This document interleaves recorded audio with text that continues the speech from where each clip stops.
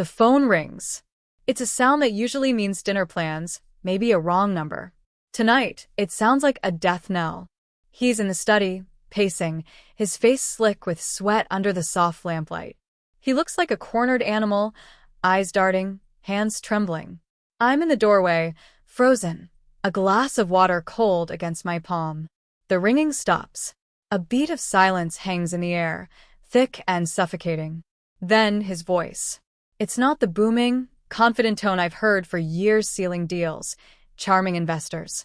It's small, choked, a frightened child caught with his hand in the cookie jar. He says something I can't quite make out, a jumble of frantic words. The person on the other end must be talking, but all I hear is a low buzz, a relentless drone from the phone against his ear. His eyes lock onto mine across the room, wide with a raw, naked panic I've never witnessed before. It's the look of a man who has just realized the ground isn't just crumbling beneath him, it's completely vanished, leaving nothing but a sickening, endless fall. He clutches the phone tighter, his knuckles white. His mouth opens, but no sound comes out for a second. Then, a guttural sound rips from his throat, a half-sob, half-scream. He collapses into the chair behind him like a puppet with cut strings. The phone slips from his grasp, clattering onto the desk. He buries his face in his hands, his body racked with violent shakes. From where I stand, I can see the phone screen still lit. A name flashes there, stark and unforgiving. Midtown Bank. And below it, a brief, chilling message summary I can just make out from the angle. Account status. Critical. This story is heavy, maybe too heavy for some. But if you've ever felt the weight of betrayal, the ground vanish beneath your feet, maybe you understand. Let me know where you're watching from, what time it is. And if you haven't already, please subscribe. It truly helps me share these pieces of life. Life before it was easy. Comfortable. Maybe too comfortable. We lived in a beautiful house on a street lined with old trees, the kind where the leaves turn a riot of color in the fall and the air smells crisp and clean. He was successful. He had a presence, a way of commanding a room. Everyone liked him. Liked him.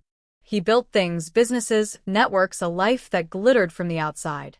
I came from money, old money. Not flashy, but solid, generational. My family had set up a trust for me years ago, managed by a conservative board of trustees, a safety net woven with decades of careful decisions and quiet growth. It was supposed to be untouched, a foundation for the future, for children we planned to have, for security that transcended market fluctuations and the inherent risks of building empires. He knew about the trust, of course. It wasn't a secret. It was just there. A quiet, secure entity separate from the daily hustle. Our marriage wasn't a whirlwind romance, not really. It was steady, built on mutual respect, shared ambitions, and a comfortable companionship that felt like coming home. He was my rock, my partner. We talked about everything, or so I thought. His work was complex, high finance, deals I didn't always understand the intricacies of, but I trusted him. Why wouldn't I? He was brilliant, driven, and he always talked about building our future, securing our legacy. He'd come from more modest beginnings than I had, and there was a part of him that was perpetually striving, perpetually hungry. I admired that hunger, that drive. It felt like a good balance to my own more grounded nature. I brought stability. He brought momentum. We were a good team. Or so I believed. The house, the cars, the vacations, they were just the backdrop. The real picture was us, building a life, brick by brick, dream by dream. The trust was just a distant hum in the background, a reassurance I rarely thought about, like the deep foundation of our house that you never see, but know is solid. It represented security, generations of careful stewardship, a promise of continuity. It felt sacred, unbreakable. The first cracks were so small, so subtle, I barely registered them. They weren't dramatic fights or sudden confessions. They were shifts in the air, changes in temperature I couldn't explain.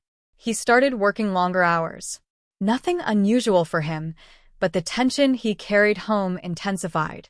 His usual post-dinner decompression, a glass of wine, flipping through a magazine, recounting his day, became shorter, more strained.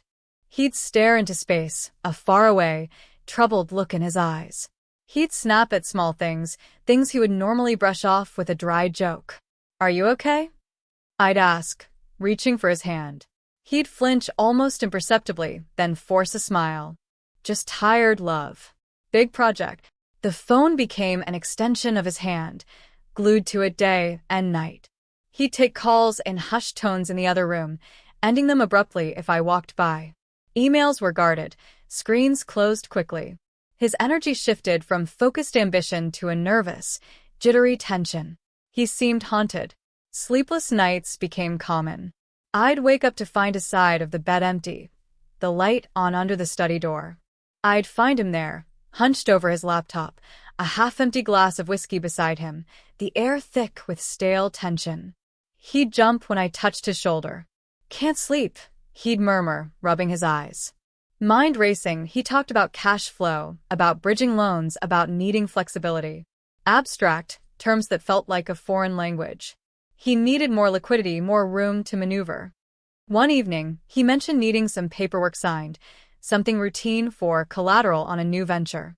He was expanding, he said, taking the business to the next level. It sounded exciting. The paperwork was thick, full of legal jargon I didn't fully grasp. He guided me through it quickly, pointing where to sign. "Standard stuff," he assured me, his hand resting gently on my arm, his smile reassuring. "Just need this for the bank." "Opens up new credit lines," I signed, trusting him implicitly. Why wouldn't I? He was my husband. We were a team. This was for us. Looking back, that was the first stone pulled from the foundation. I didn't see it then. I only saw the polished surface, the dream he was building. The trust, my trust, was never mentioned explicitly in that moment. Not by name. Not even in a way that would ring alarm bells for me. It was just collateral, security. Vague terms attached to thick documents I didn't read carefully enough because I was signing for him, for us. The tension in the house didn't dissipate after that paperwork was signed. It coiled tighter. His mood swung wildly between forced optimism and deep despair. He talked about the market being volatile, about needing more capital than he'd anticipated. His language became more aggressive, more desperate. He started withdrawing cash from our joint accounts, larger sums than usual, with vague explanations about business expenses. Bills at home went unpaid for longer. Little things at first, the gardener, the dry cleaner. Then bigger things. I'd get polite calls about overdue invoices. When I asked him, he'd snap that I shouldn't worry about such trivialities, that he had bigger things on his plate, that the money was tied up temporarily. The trust. It kept flickering at the edge of my thoughts like a distant light. Was it okay? I knew it was managed conservatively, separate from his business. But the feeling of unease grew. I called the trust administrator, Mr. Henderson, a kind, silver-haired man who had known my family for decades. I made a casual inquiry, just checking in, asking about its performance.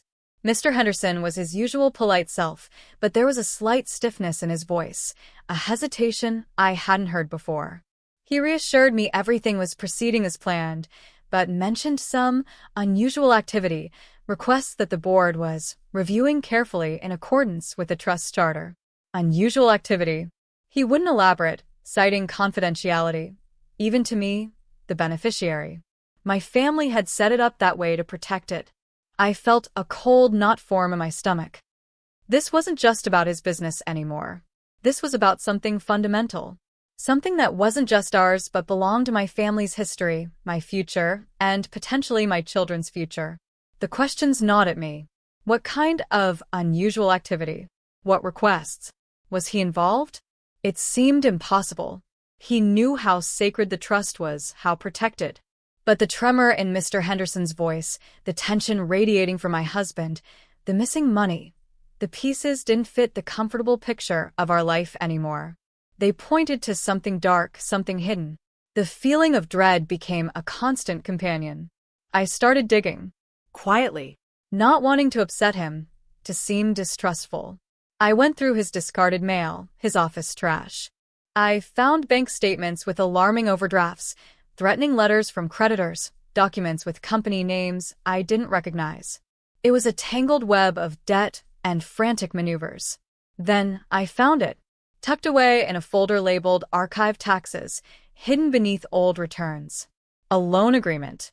A massive one. Several $1 million. His signature was on it. And next to it, another signature, one that looked vaguely familiar. It was complex, full of financial jargon, but one term screamed at me from the page. Collateral assignment, and listed under the collateral? Assets associated with my family trust. My blood ran cold. He hadn't just used something from the trust.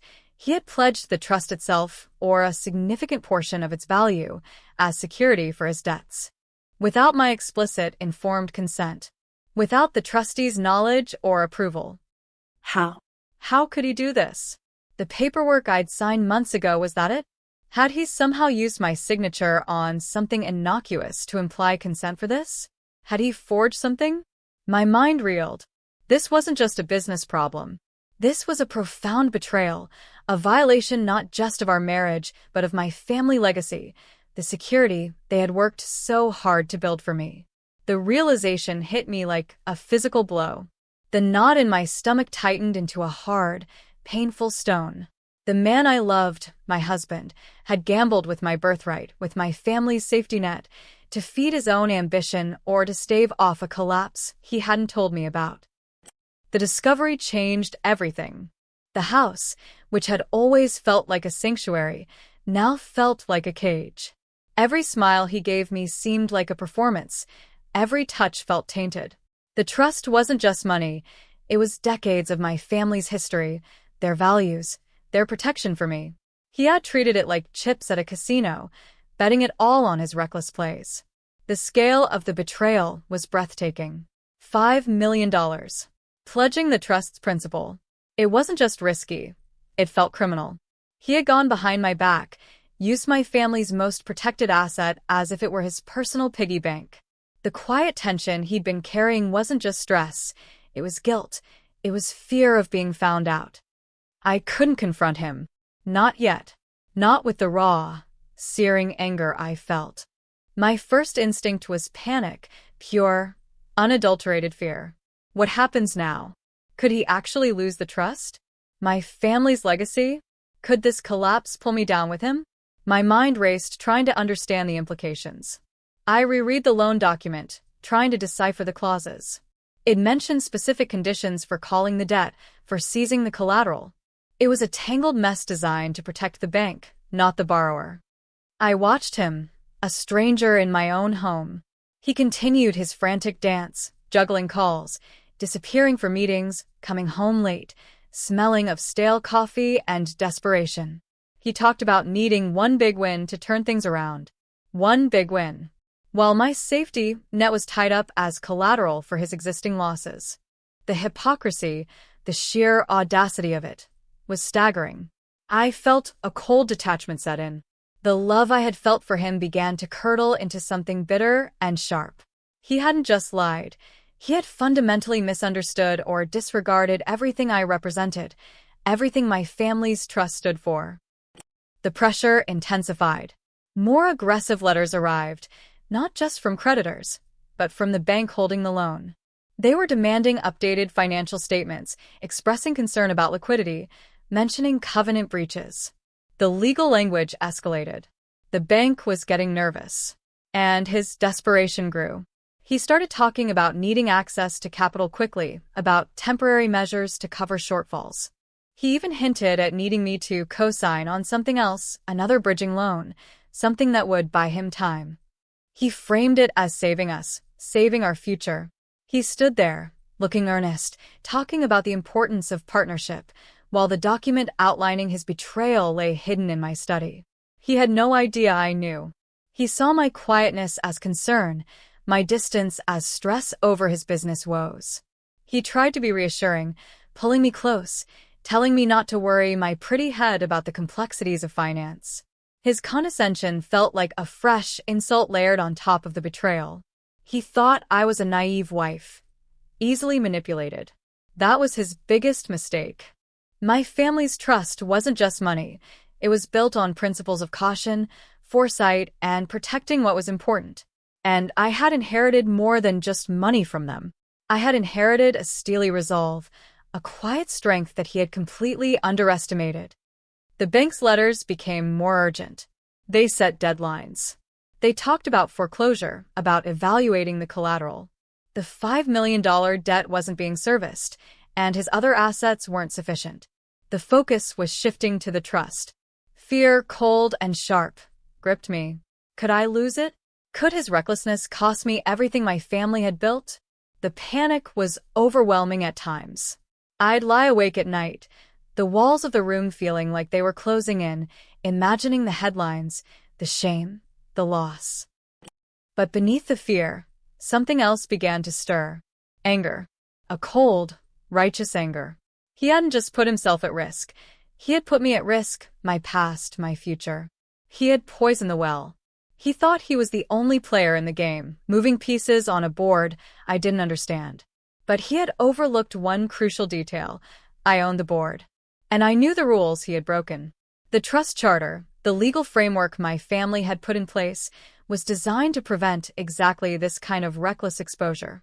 There were clauses, protections, requirements that clearly had not been met when he pledged it. I stopped being a passive observer of his impending doom and started thinking like a strategist. My family's lawyers.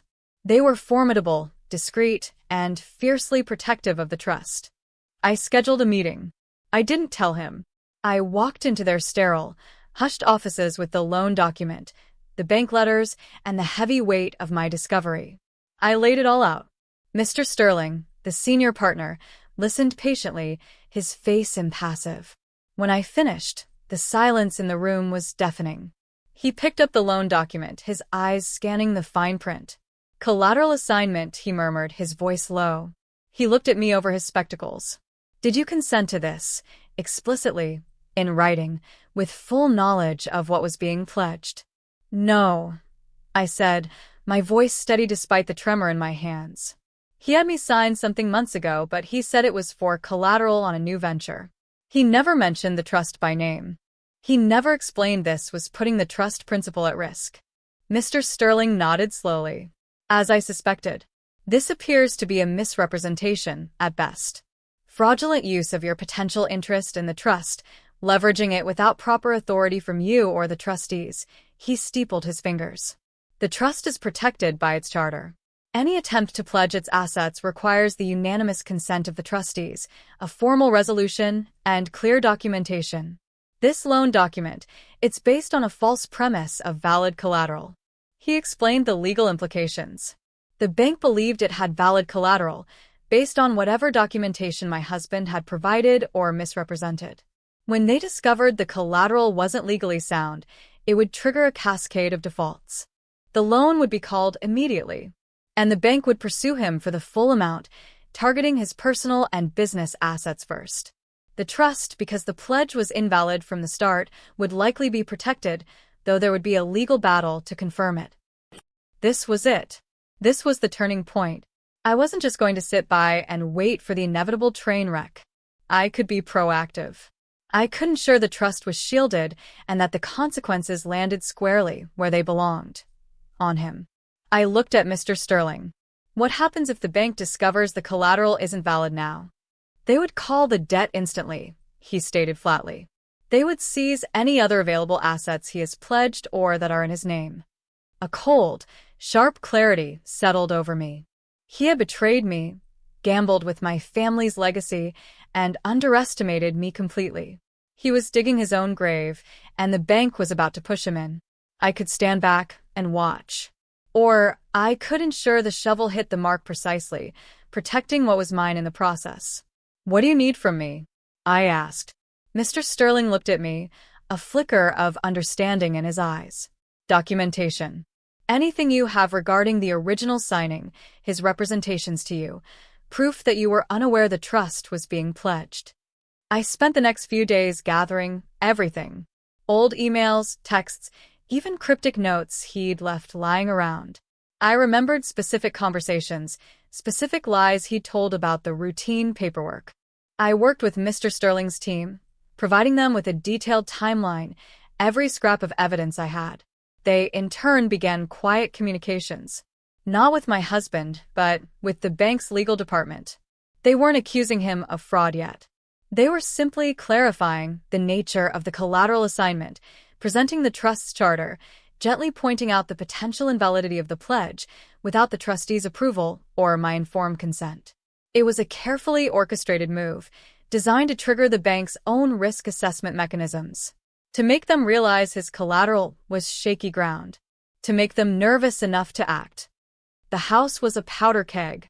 He was pacing, frantic, talking constantly on the phone, trying to secure last-minute funding, completely unaware of the quiet storm I was brewing with the bank.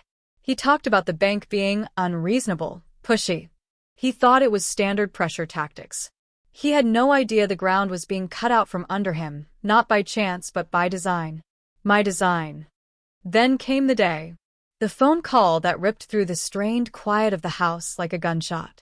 He answered it in the study, the same room where he'd signed the documents that bound us to this fate. I stood in the doorway, watching, listening. His voice, initially tense, climbed in pitch, becoming shrill, disbelieving. Called? What do you mean, called? You can't call the loan. Not now.